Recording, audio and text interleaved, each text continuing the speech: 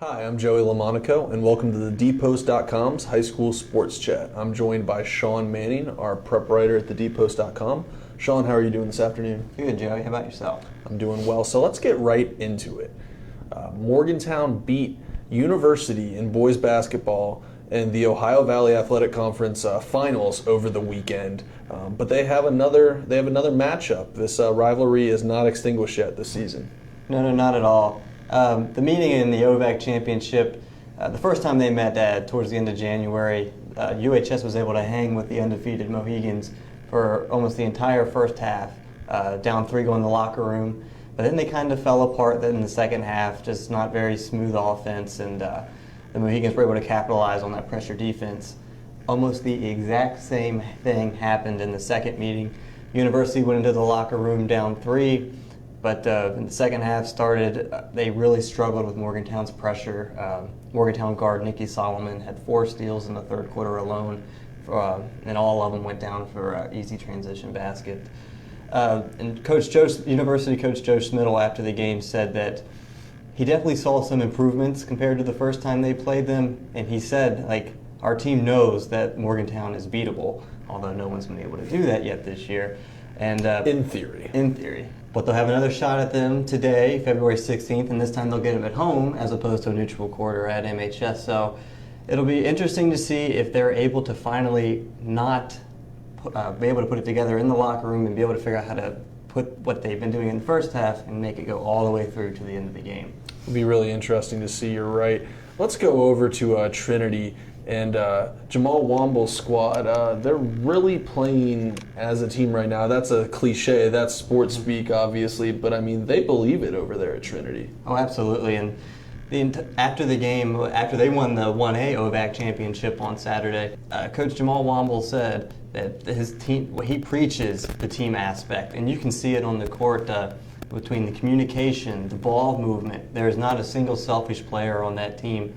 They talk to one another, and they even, it's funny, whenever they do something wrong, they will look at the official in the eye and say, "Yes, sir, I apologize." That's one thing that they did against Madonna in the OVAC championship, and it's just that type of respect they have for the opponent, the officiating. It's just, they really have bought into what Coach Womble's been teaching over there, and that's play the game with respect and play as a team. All right, let's go to a team at MHS on the girls' side, a very good team that had a very unexpected setback last week. Tell us what happened to those Lady Mohegans.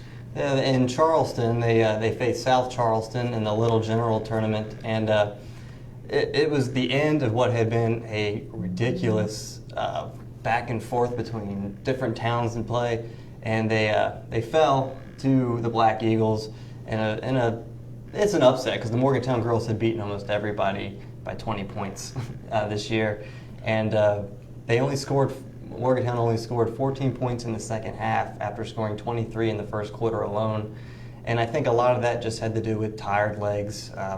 The week before, they drove to Beckley to play in the Big Atlantic tournament, and then they drove right up to Ohio to Steubenville. The game ended at 9 o'clock in the evening, and they had to get up and play at 10 o'clock in the morning, about 250 miles away.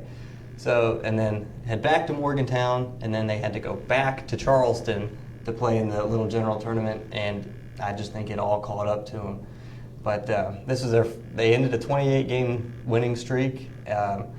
Last year they lost to Parkersburg South towards the middle of February, and it's happened again this year. How do you expect Coach Jason White's squad to bounce back from that? Sydney Holloway and Rachel Liscote said that at this point in the year, they did it last year, they did it the year before that, and then they ended up winning. In 2014, they won 10 games in a row to win the state championship. Last year, they won 7 games in a row to win the state championship.